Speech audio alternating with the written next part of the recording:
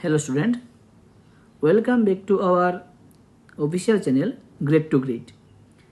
আমাদের আজকের বিষয় হলো ক্লাস 8 এর ম্যাথমেটিক্স সাজেশন। তো আমাদের সাজেশনের প্রথমেই থাকছে তিনটি ডেফিনিশন অর্থাৎ সংজ্ঞা। প্রথমত তোমাদেরকে শিখতে হবে স্বাভাবিক সংখ্যা কাকে বলে, দ্বিতীয়ত সমগ্র সংখ্যা এবং তৃতীয়ত মূলদ সংখ্যা। তো আজকে আমরা জানব যে স্বাভাবিক সংখ্যা, সমগ্র সংখ্যা এবং মূলদ সংখ্যা কাকে বলে। প্রথমেই জেনে নিচ্ছি স্বাভাবিক সংখ্যা। স্বাভাবিক সংখ্যা হলো 1 থেকে শুরু করে অসীম পর্যন্ত, কি বললাম, 1 থেকে শুরু করে অসীম পর্যন্ত সকল ধনাত্মক সংখ্যাকে বলা হয় স্বাভাবিক সংখ্যা বা কাউন্টিং নাম্বার। উদাহরণ হিসেবে বলা যেতে পারে 1, 2, 3, 4, 5, 6, 7 এরকম, যেটাকে আমরা নাম্বার লাইনে এরকমভাবে দেখাতে পারি। ধরো এখানে 0 থেকে শুরু হলো, তো আমরা জানি 0 লেফটে গেলে সব মাইনাস হয় এবং প্লাস ডান দিকে গেলে প্লাস হয়। আমাদের আগেই মনে রাখতে হবে যে স্বাভাবিক সংখ্যা হলো সবগুলা ধনাত্মক সংখ্যা অর্থাৎ প্লাস হবে।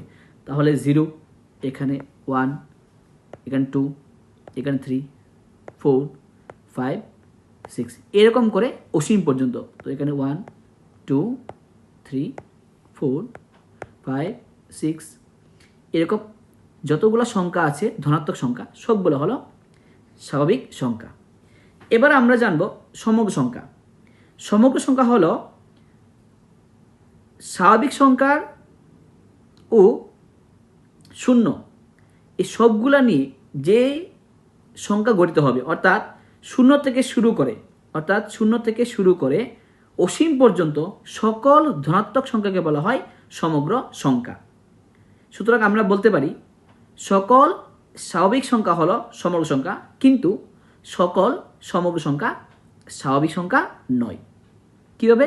কারণ স্বাভাবিক সংখ্যাতে শূন্য আসে না, কিন্তু সমগ্র সংখ্যাতে অবশ্যই শূন্য আসবে।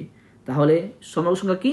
শূন্য থেকে শুরু করে অসীম পর্যন্ত সকল ধনাত্মক সংখ্যাকে বলা হয় সমগ্র সংখ্যা। এবার আসা যাক মূলদ সংখ্যাতে।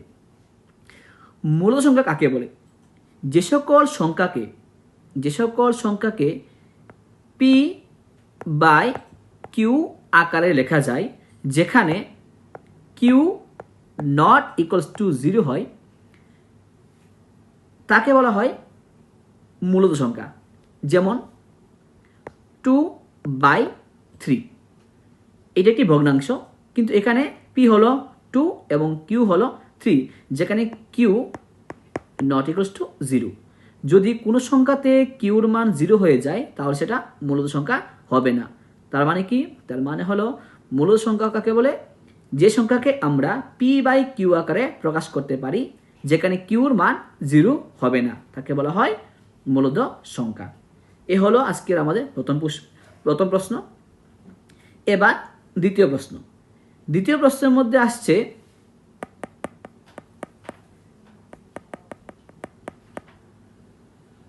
মূলদ সংখ্যার ধর্ম প্রয়োগ করে একটি সমাধান অঙ্ক, যেটা তোমরা অনায়াসে করতে পারবে।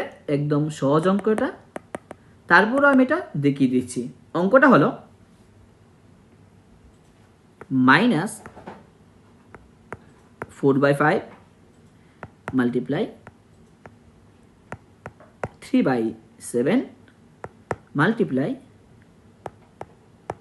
15/16 মাল্টিপ্লাই -14/9। ঠিক আছে?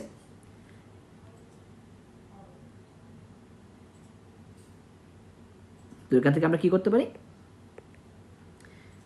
দেখো, এখান থেকে অনেকগুলো নাম্বার হয়তো কাটা যাচ্ছে, কিন্তু আমরা এই লাইনটা কাটতে পারবো না, আমরা সেকেন্ড লাইনটা কাটার চেষ্টা করব। তো আমরা এই লাইনটা আবার লিখলাম -4/5 3/7 multiply 15/16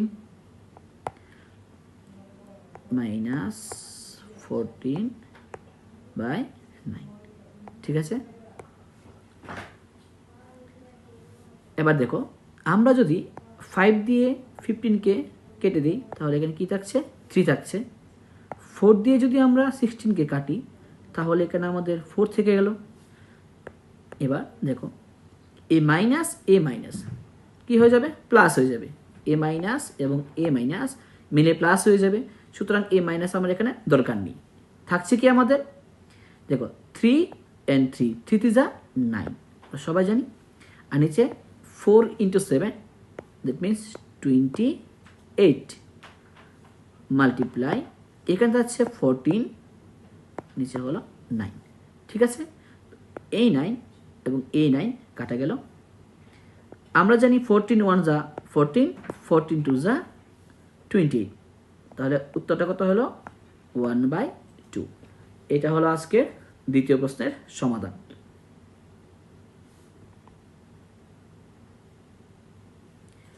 এবার চলো আমরা তৃতীয় প্রশ্নের দিকে যাই।